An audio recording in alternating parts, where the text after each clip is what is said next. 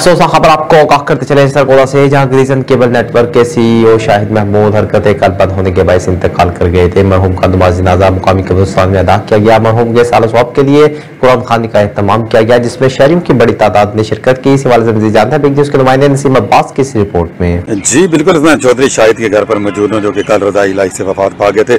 उनका नमाज जनाजा कल तकरीबन 6:30 बजे नमाज मगरिब के बाद ईदगाह में अदा किया गया, जिसमें सैकड़ों सोगवारान ने हिस्सा लिया, जिसमें सियासी समाजी फिका से तरक रखने वाले लोगों ने भी शिरकत की। इसके अलावा वकला की बड़ी तादाद थी। इसके अलावा कारोबारी हजरात ने भी शिरकत की।